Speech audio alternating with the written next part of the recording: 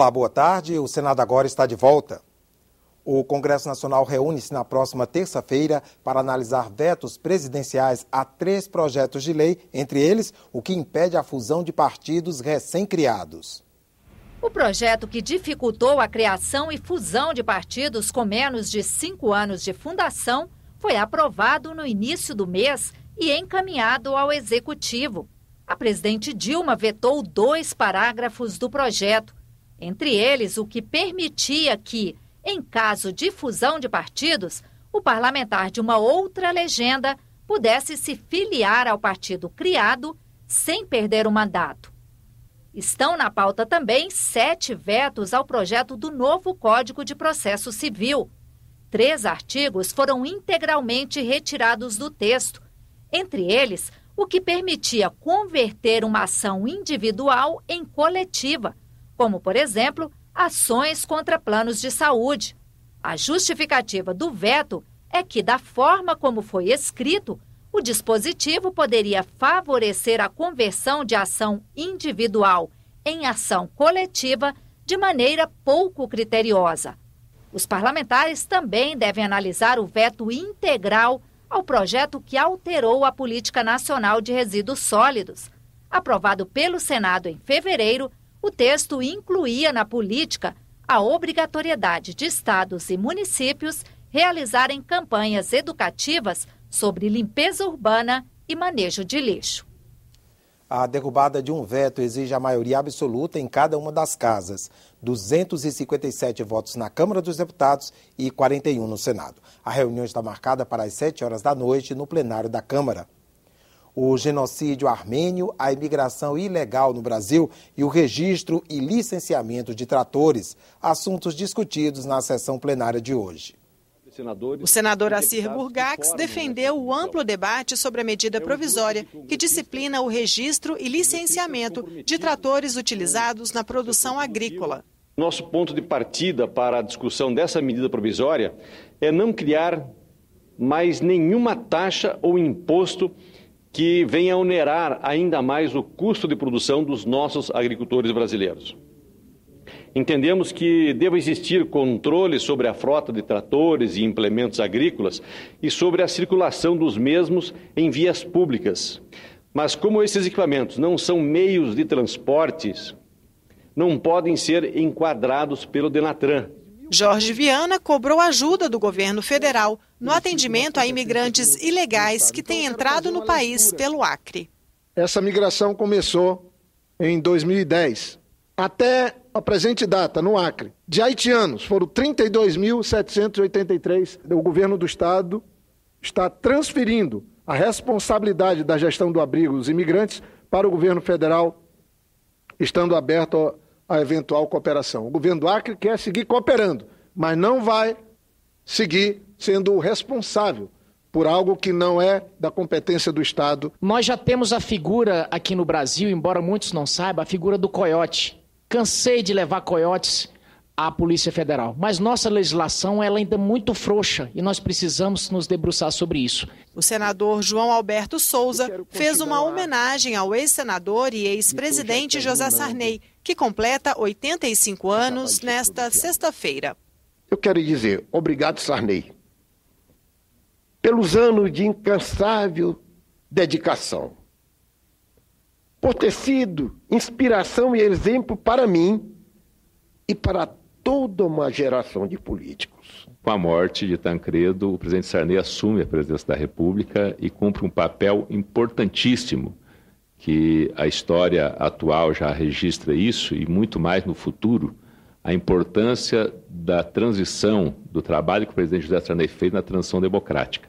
O senador Lindbergh Faria lembrou o genocídio armênio de 1915, que deixou mais de 1,5 milhão de mortos. Não se modifica a história por meio da sua negação. Internacionalmente, o genocídio armênio, o segundo mais estudado da história, foi reconhecido apenas por aproximadamente 20 países. O governo brasileiro tem que se pronunciar, assumir uma postura aqui, porque a reflexão sobre o passado nos oferece subsídios para pensar sobre o futuro. Discussão sobre a maioridade penal, indicação para o Superior Tribunal de Justiça, a aprovação do voto distrital. Veja como foi a semana no Senado, marcada ainda pelo feriado de Tiradentes e também pelo aniversário de Brasília. O voto distrital para vereadores foi aprovado pela Comissão de Constituição e Justiça e seguiu para o exame da Câmara dos Deputados. Para valer já na eleição do ano que vem, a lei tem que ser sancionada até o final de setembro. Pela proposta, cidades com mais de 200 mil eleitores seriam divididas em distritos. A quantidade de distritos seria a mesma do número de assentos na Câmara Municipal. Ganha a eleição o mais votado em cada distrito. O voto distrital tem duas virtudes fundamentais. Primeiro, melhora a qualidade da representação democrática, porque o eleitor vai estar muito mais vinculado ao eleito, vai controlar o seu trabalho. Aquele que é eleito vai ter que prestar contas, primeiro. Segundo, economiza gasto de campanha. Em vez de você fazer campanha numa cidade inteira, disputando às vezes com milhares de candidatos, como é o caso de São Paulo, do Rio de Janeiro, você vai fazer num distrito, que mesmo nas maiores cidades, vai estar em torno de 150 mil, 100 mil, 50 mil eleitores. O plenário aprovou a indicação do desembargador Reinaldo Soares da Fonseca para integrar o Superior Tribunal de Justiça. Na sabatina na CCJ, ele se manifestou sobre a redução da maioridade penal. A questão é, vamos alterar para 16.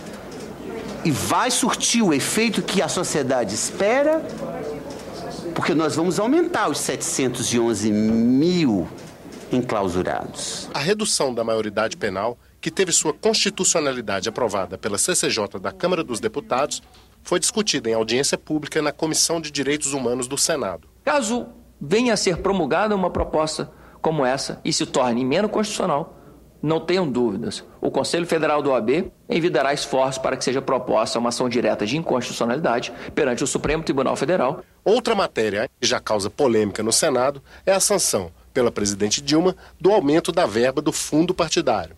Nesse momento de crise, de cortes em educação, saúde, obras, nesse momento de ajuste fiscal em que a sociedade é sacrificada, triplicar o valor do fundo partidário é um escárnio. A presidenta sanciona o fundo partidário com um aumento muito grande e desde logo anuncia que vai contingenciar. Ela, sem dúvida nenhuma, escolheu a pior solução. Ela deveria ter vetado, como muitos pediram, porque aquilo foi uma coisa que foi aprovada no meio do orçamento, sem que houvesse um debate suficiente sobre ela. Nós tivemos aí um incremento de partidos muito grande, né? Eu vi até se comparar de 20 anos atrás, o recurso era menor. Ora, em 20 anos atrás tinham 8 partidos, agora tem 32. Esse recurso é dividido entre todos os partidos. E se a gente quer ter democracia, precisa ter partido político. E partido político precisa ter recurso. A comissão mista que vai analisar a MP do futebol foi instalada. Mas a votação do relatório final de outra comissão mista, a que trata da medida provisória que altera regras para a concessão de seguro-desemprego, abono salarial e o seguro-defeso dos pescadores, foi adiada. O que entrou aqui de atravessado é uma disputa em relação a outra legislação, que é a questão da terceirização. Então estão buscando mediações aí, porque as centrais estão divididas em relação à terceirização. Então estão encontrando aqui um processo de impedimento no processo de votação. A Comissão de Agricultura e Reforma Agrária debateu em audiência pública a regularização fundiária da Amazônia. E também em audiência pública, a Comissão de Educação discutiu a profissão de artesão, que ocupa 8 milhões e meio de pessoas no país e gera um mercado de mais de 50 milhões de reais.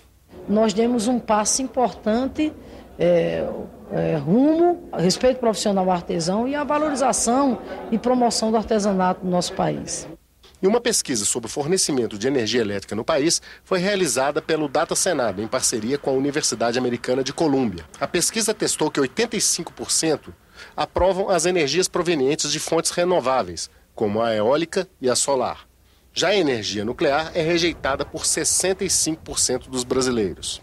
Os painéis no Brasil estão muito caros, tá certo? A gente precisa estar discutindo leis e regras para incentivar o empresário a investir no país, que é o maior produtor de silício do mundo. Parece que está havendo uma falta de conexão entre o que o Instituto pesquisa e o que o governo pode aproveitar dessa pesquisa. Com votos contrários de senadores da base do governo, a Comissão de Relações Exteriores aprovou o projeto que determina o fim do sigilo bancário para empréstimos concedidos pelo Brasil a outros países. Não há justificativa para esse sigilo, já que os recursos públicos estão sendo manipulados e repassados a outras nações. Mais de 7 bilhões de dólares foram repassados pelo BNDES a outros países nos últimos anos. Os mecanismos que o Brasil usa, que o BNDES usa, são mais transparentes do que os mecanismos que os mais importantes países do mundo adotam. O Senado marcou o aniversário de Brasília com uma exposição sobre as memórias e lembranças das primeiras mulheres a chegarem na capital federal. A maior emoção que nós tivemos em Brasília foi a inauguração, claro, porque depois de você passar esses anos só vendo construções, e a inauguração foi um ato assim fantástico. Pessoas dos embaixadores, representantes de países, desfilando de casacas naquela poeira, né, naquelas pistas todas cheias de empoeiradas. Uma coisa assim, um fenômeno no pleno centro do Brasil. Era uma visão fantástica. O feriado de Tiradentes, que paralisou os trabalhos do Congresso na terça-feira, marcou também os 55 anos de Brasília.